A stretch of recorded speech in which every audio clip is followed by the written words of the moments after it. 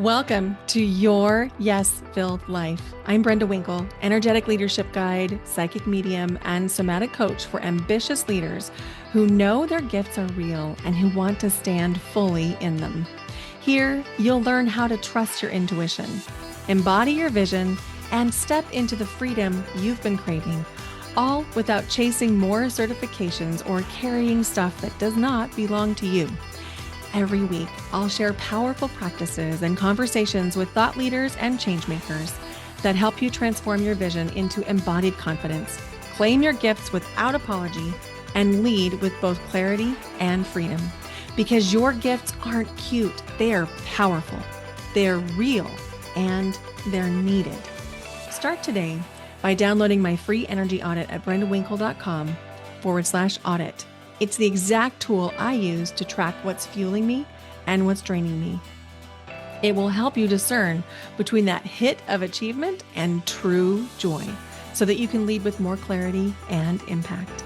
This is your space to stop proving, start embodying, and live fully in your gifts.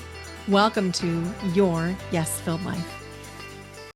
Hello, and welcome to Your Yes-Filled Life. I'm your host, Brenda Winkle. Today on the podcast, we're going to be talking about why you feel responsible for other people's emotions. And if you're not sure you do that, stick around, because my bet is if you're drawn to me, if you're drawn to this podcast, you're also sometimes making yourself responsible for how other people feel and for what experiences they might have.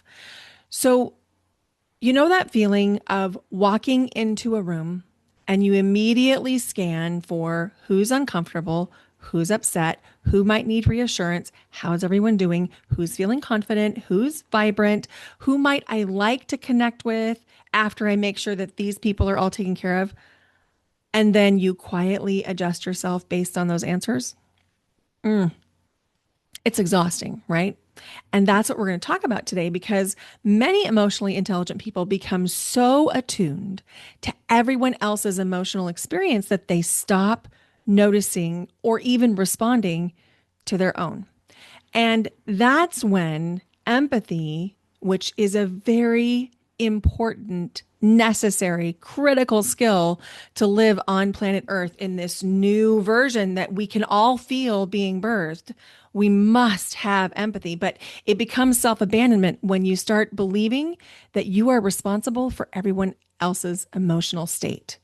That is not the same thing as compassion. That is not the same thing as empathy. That is something different. So I want to tell you a story just to kind of set the stage for what this might be like and see if you relate to it. So I love to go dancing. I've talked about that on the podcast over the last several years. I love it.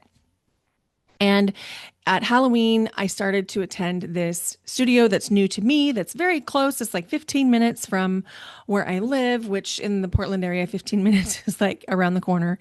And I really enjoy it.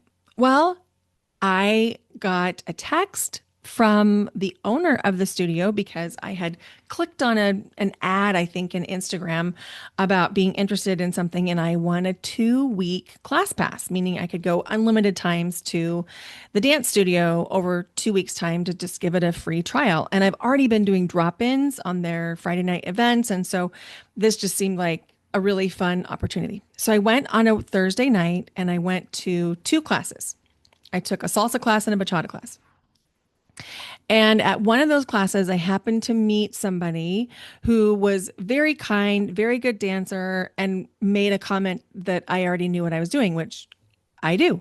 I've been taking salsa and bachata, among other things, for a while now, like pretty close to 3 years, or maybe just a hair over 3 years. And so even though I never had the opportunity to test at my former studios, because that just never happened, and I don't know why, but it never did, I am not, strictly speaking, a beginner.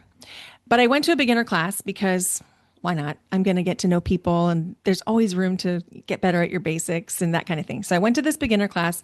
This person commented that I didn't seem like a beginner. And it was just a nice conversation. We had a good time dancing. And then I went back the following night for a social dance. And this person saw me there at the social dance, and we danced together once in the lesson for salsa. And then there was another lesson for bachata. And this person asked me if I wanted to go dance bachata in another room instead of taking the lesson for bachata, saying that he thought I probably knew enough to skip the lesson. And in a way, I probably did know enough to skip the lesson. And that is what I ultimately chose to do, was to go dance instead of taking the lesson. I'm going to take a drink of water. And as my throat gets closer to like feeling like there's a tickle, there's something activating here in me. So I'm just naming that. So I came for the lesson because I love to attend the lessons because it gives me a chance to make some familiar faces so that when the social dancing starts, I feel more comfortable asking people to dance and they feel more comfortable asking me to dance. But in this case, I ended up going into a separate little room where there was some open dancing and there were several couples in there. I mean, several by like 20 couples in there all dancing bachata. And so we danced 3 or 4 dances. And then I was like thinking to myself, okay, I'm going to go back out to the main room and rejoin the lesson. And I said, I'm going to go get some water after this dance. And the person that I was dancing with was very kind and very nice and very considerate and said, well, let me buy you a water. Well, I had been thinking, I'm going to go out to the water fountain and get some water and then rejoin the class. But he wanted to buy me a water. So he steps up to the bar and buys me a water, which I very much appreciated. And then I still think we're going to go back out into the main room to the dance class and then I'll have water or whatever. But he leads me into a chill out room, which all this is connected, by the way. It's not separate. But the chill out room is tables and chairs. Well, the last thing I want to do at a dance party is sit at a table. Like, that's just not appealing to me. I want to dance. But I felt this man's desire to have some connection. And so I decided, well, he bought me a water. It's been a long time since somebody's bought me a drink. I'll just admit it. And it felt really good to sit and drink some water and to chat. And then I really wanted to go into the main room to rejoin the lesson.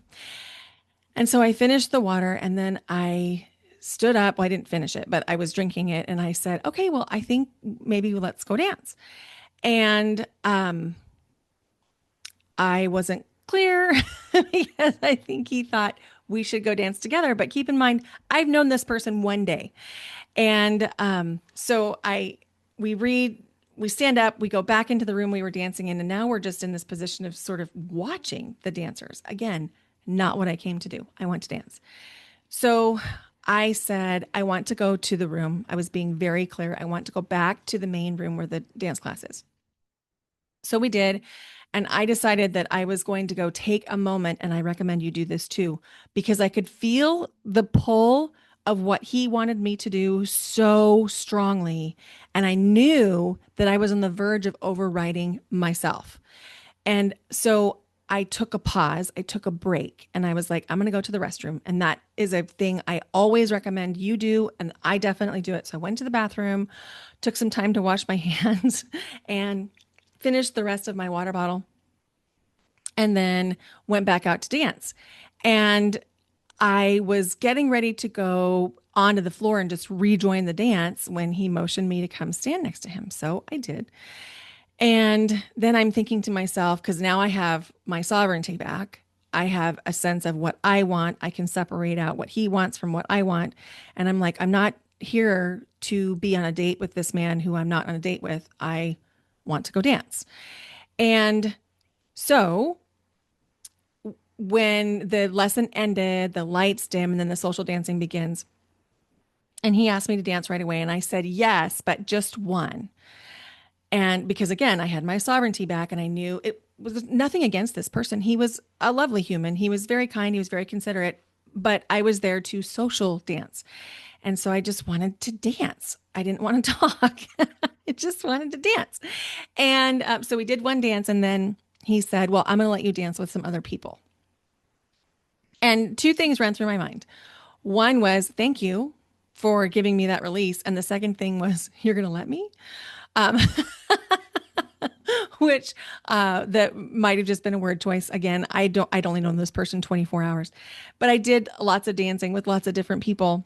And this illustrates the topic of today's podcast episode perfectly. Because if we let our empathy drive our decisions, we will self-abandon. I did not self-abandon that night. I had a lovely time. I danced with many, many, many, many people, and it was so much fun. And the owner and I got to have a chance to talk, and I had met a friend there from my girlfriend's group, and it was just a lovely, lovely evening filled with dance and connection with lots of different people. And so it all ended well, but it was because I was intentional, and I'm very aware that I have such a strong sense of empathy that I can override myself. And my guess is this probably is relatable to you too. And if not, you're probably listening to the wrong show because we talk a lot about empathy management here. So there are subtle ways that you emotionally manage the room before anything even happens. An example would be over explaining your decisions before you've even actually said yes or no. You're creating the foundation to justify your yes or no with over explaining. Another thing that happens when you're getting ready to emotionally manage the room before anything ever happens is you'll roll back or eliminate boundaries before you've even shared them. You'll start to skip steps. This is so, so, so common for empaths. So if you know that you want there to be like 4 different steps, like for me, for example, if we talk about this person that bought me the water, one of my steps is we get to know each other, we strike some kind of a connection, and then we're going to agree mutually to a different time to connect later, like let's say coffee or dinner or something like that outside of the event that we worked at or that we met at, I mean, and then we can go from there, but we don't necessarily cut off other people at the event that we attended. I know that's one of my steps. And if I would have not tuned back into my own sovereignty, I would have skipped that step of when we decide we want to further connect with each other, then we set a time and a place outside of that event so we can still enjoy the event. But I didn't skip that step because I came back to myself. That's an example of skipping steps or softening boundaries. And boundaries, remember, or maybe you don't know if you're new here, boundaries are ways that we decide what we will and will not accept and tolerate from other people and how we will respond. That's the really important part.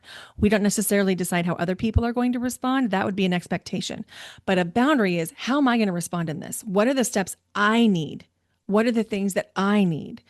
And another way that this shows up, if you're getting ready to emotionally manage the room before anything ever happens, this is a big one.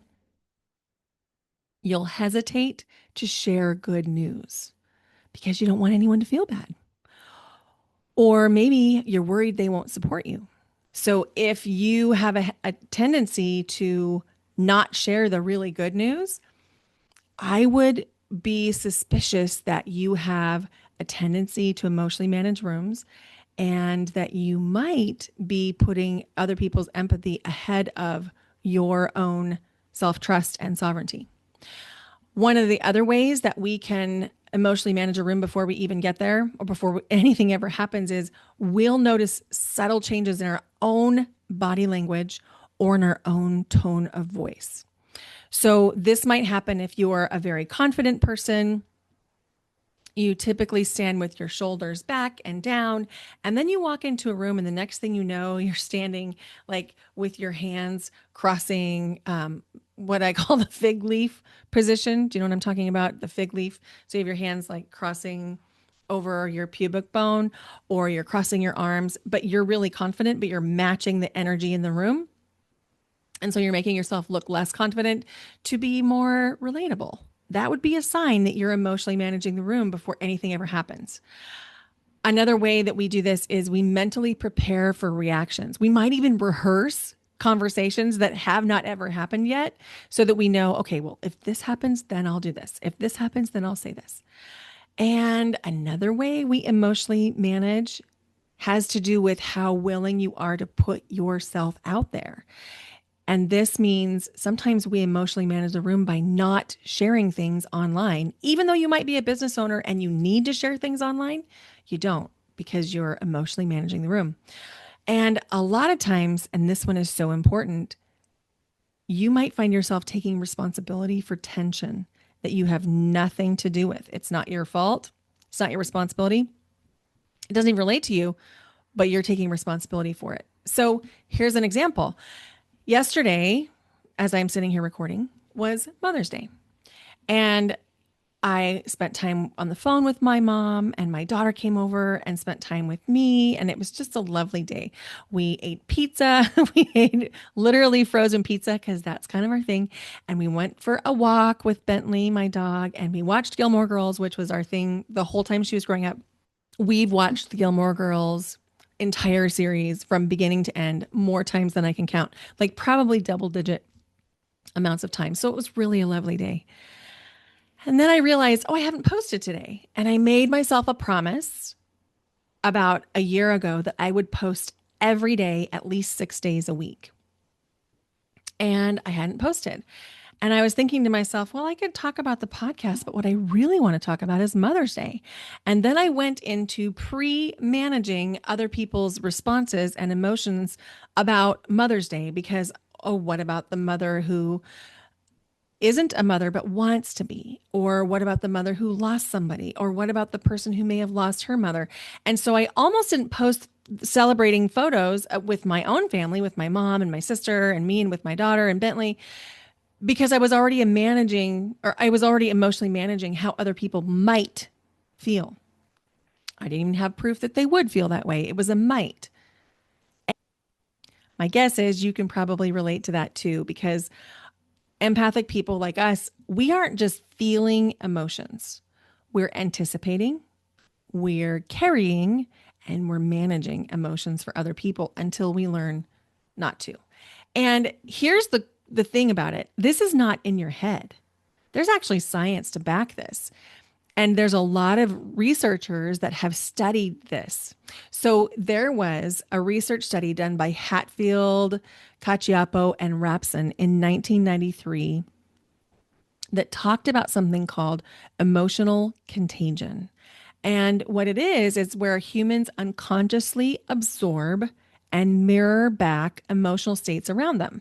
So if you've ever walked into a room and immediately felt tension or heaviness or awkwardness or stress, you're not imagining that. And that's not weakness. Human nervous systems are consistently responding to emotional cues, but sensing somebody's emotions is very different from being responsible for regulating them. Because the truth is, you cannot regulate someone else's emotions.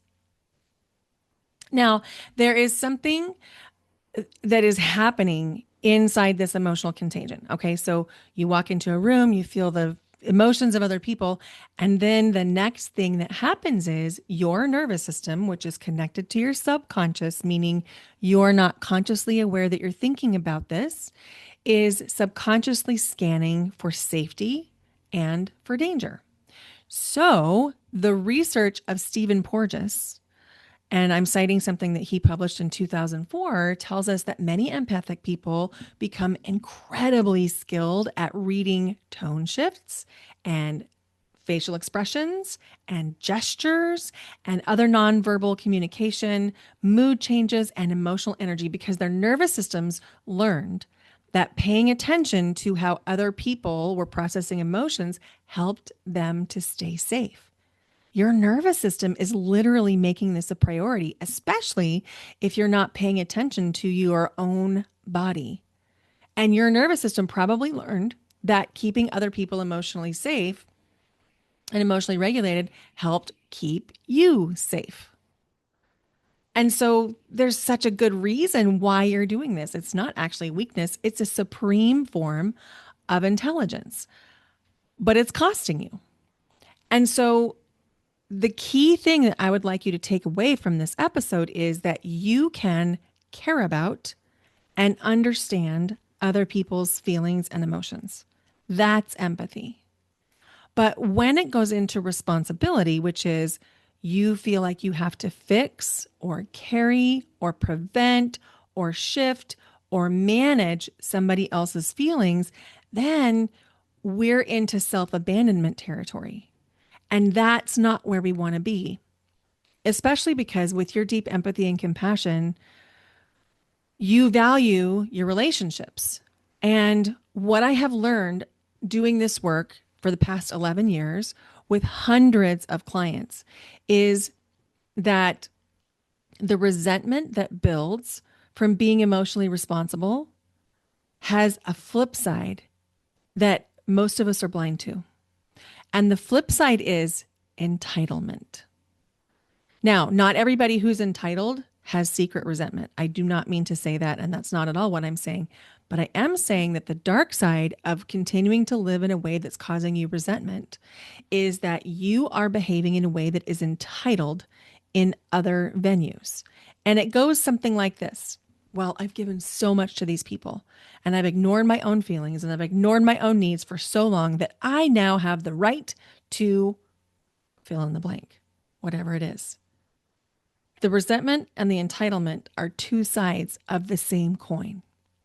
And so we really want to tease out the difference between your empathy, which is a good thing, and becoming emotionally responsible, which is going to create resentment and heaviness. So some real life examples of you might maybe taking responsibility for someone else's emotions would be saying yes when you mean no to avoid someone feeling disappointment. Example, me at the dance event. I could have continued to dance with that one man for the rest of the evening to avoid him feeling disappointed, but then I would have been the one disappointed. Another example would be carrying someone's stress all day. A lot of times, like if you have a partner or a boss or a coworker that's really stressed out, you'll think somehow that if you match or meet their stress and their level of activation, that it's going to somehow help, but it never does. It just makes you exhausted and then you're stressed too. Another way that this can happen if you're trying to be emotionally responsible for other people is you'll feel guilt around your own success, or guilt around your joy, or guilt around good fortune. That's actually a sign of being emotionally responsible for people. It's not a sign of empathy. It's crossed over. Another sign of being emotionally responsible is when you don't allow yourself to express or feel or communicate your range of emotions. You stay within one narrow band of emotions because you tell yourself it makes people around you more comfortable, which it probably does, but it's not doing you any good. And then the last example I'll use is when you're over functioning in relationships. Over functioning, and I like to think of the work of Terry Cole when I reference over functioning. She talks about this a lot. She talks about high functioning codependency. And when we're over functioning in relationships, it's doing more than our fair share, doing more than our part, where maybe you're always the one that reaches out to set the event, or maybe you're always the one that brings the snacks for everybody. Even though everyone else there is a grown adult, you're still packing snacks for every person in your party on the trip on the plane. I've been that person. I know that feeling intimately. So there's one other piece of research that I would like to bring in, and this is research around self-silencing. This is the work of Jack and Dill from 1992. There's research around this that says when people suppress their own needs or their truth or their emotional expression in order to preserve connection or avoid conflict, they are sometimes self-silencing. And then again, we're bringing in the potential for that self-silencing to turn into resentment, and then it turns into entitlement. And I just have to say, entitlement is not attractive. It is not a quality that we like in other people. And it makes us less likable. And it's one of the things that empaths do that a lot of us don't see. And I had to get really clear with myself because I have this as a default. I can be resentful about things and then I can turn into somebody that feels entitled. And I've worked on this in my own processing and in my own self sovereignty to be able to feel it and recognize it and stop it when it begins to happen, because I had been around some entitled people and thought it was unappealing and unattractive. And I didn't want to be that way. And then the more self aware I became, I realized, oh no, I am behaving in a way that is entitled. And it wasn't behaving in a way because I actually felt entitled. It was because I had such deep resentment over not being seen and giving up what I wanted and putting other people's needs first, that on certain topics and certain occasions, I would become very entitled. And so the thing I want you to remember is someone else having feelings does not automatically mean you've done something wrong. Other people can be disappointed, and it doesn't mean you're wrong. It doesn't mean you're bad. This is so important. And if this feels really scary to you to hear this, just know that it used to feel scary to me too. And it feels scary to a lot of my clients when they begin to work with me. And this is something that we do a lot around. This is why we do the nervous system practices. This is why we have breath work. This is why we do somatic processing, because a lot of us have come to believe that we're not safe unless we're managing other people's emotions. And this has nothing to do with codependency. This has to do with the fact that you have empathic skills and abilities. So the cost of always keeping your attention focused outward on what other people might be experiencing or what other people might be having their emotions and that kind of thing is that you stop hearing yourself clearly. You stop listening. You no longer hear what you want or what your feelings are. And the costs add up to things like chronic exhaustion, resentment, which we've already talked about, confusion about what it is that you need, second guessing yourself, disconnecting from your intuition. I talk about this all the time on the podcast, that making yourself responsible for other people's emotions is the number one way to block your own intuitive intelligence from coming in. Number one. And another cost of this is identity suppression, where you're pretending like you're not who you really want to be in order to keep somebody else more comfortable. And this comes back again to that guilt around your success, because the success is probably leading to some kind of an evolution for you, whether it's like a new position or a new way of talking about yourself or a new set of expectations or a new set of standards, whatever that is.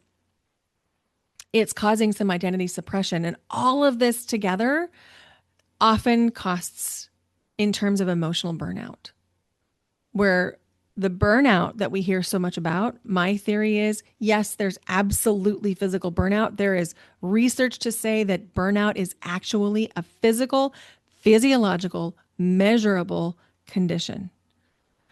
But I also think that a lot of times emotional burnout is caused by making yourself responsible for other people's emotions and experiences. Because here's the thing, you cannot listen deeply to yourself while you're constantly monitoring everyone else. And this is a big part of what we do inside any of my groups or my one-on-one coaching or even the Empowered Empath Collective. We use the POWER framework. The power is presence, optimize, wisdom, embodiment, and renew.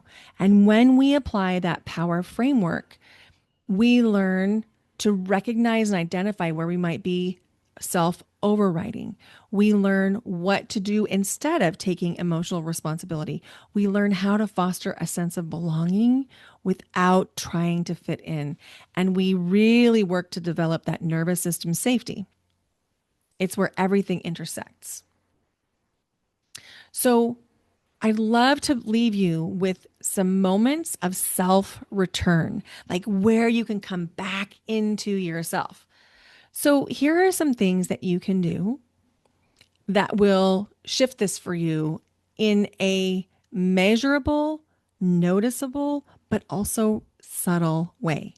This won't be like blowing things up, but it will make an absolute difference. So I've got like, let's see, how many? 6. 6 different ways that you can do this. We're going to start with the easiest and go to the more complex. So, number 1, pause before you reassure somebody. Even if it's to count to 10, just pause. You're going to be amazed at what happens in those 10 seconds. A lot of times, people will actually self reassure. And the other thing is, when you pause, you'll have a chance to notice how you are feeling so that you can say something or do something that is very true to you. Don't rush to reassure or make someone feel better. Count to 10 first. That's number 1. Number 2, asking, is this mine? Is this mine to fix? Is this mine to carry? Is this mine? This is really important because so many times we're trying to fix things that no one has asked us to fix, that no one has asked for our advice on, that is not really any of our business. And yet we're making ourselves responsible for it. And so it creates a conundrum for us. I like that word, conundrum, because we're trying to take care of something that's not ours. And then if we end up helping people who don't actually want our help or advice or perspective, we're also creating another crunch in the relationship and you're emotionally exhausted. So, invitation to ask, is this mine? If it's not yours to fix, my invitation would be to ask the person that you're having a conversation with, would you like support or would you like ideas? The difference is, if you're supporting somebody, you're letting them talk. You're just listening. And then if they want ideas, then you can share your ideas. But I'm going to say really in a pretty strong way, one of the biggest pitfalls of people with deep empathy is auto advice giving, where no one has asked you what you think, no one has asked you for your help, and you go in to solve a problem. That is something that I would really invite you to consider if you are doing. And if you're doing it, I would invite you to find ways to stop. Starting with number 1, pause. Number 2, is this mine? And then number 3, noticing what's happening in your body. Is your body tensing up? Is it tightening? Is there like some muscle gripping, holding on? If there is, invitation to tend to that and notice it and let it inform you what should happen next. What would cause some relief? What would make it feel better? Number 4, let people have their reactions. You don't have to do anything about it. Let them have their reaction. If they're mad, they can be mad. If they're sad, they can be mad. You being there and holding space for that is probably enough. We tell ourselves we have to do something, but probably you being there is enough. And that leads me to number 5, which is tolerating the discomfort that you might be experiencing about someone having an adverse reaction or response without fixing it. And tolerating that discomfort does take practice and nervous system regulation. And that's part of the work we do inside the Empowered Empath Collective. That's what we do in my one-on-one work. That's also what we do in the Power course, which is not currently open for enrollment, but will open later this summer. And then number 6, staying connected to yourself while you keep caring. So those in order: Number one, pause before reassuring. Number two, ask, is this mine? Number three, noticing what's happening in your body. Number four, let people have their reactions.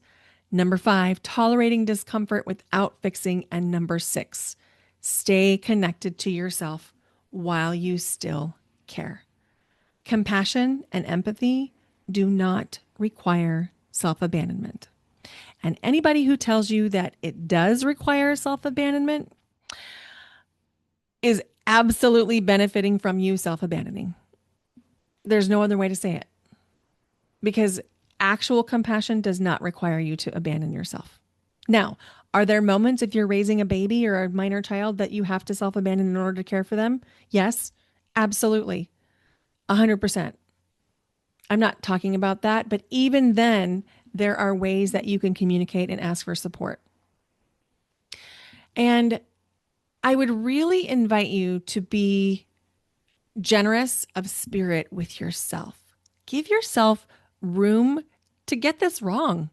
Like, I almost got it wrong the other night at dance. I almost got it wrong when I sat down in the chill out room when I didn't want to sit down. Give yourself room to do it a different way. Give yourself room to be like, oh, wait, I'm almost self abandoning. And then course correct. Let people disappointed.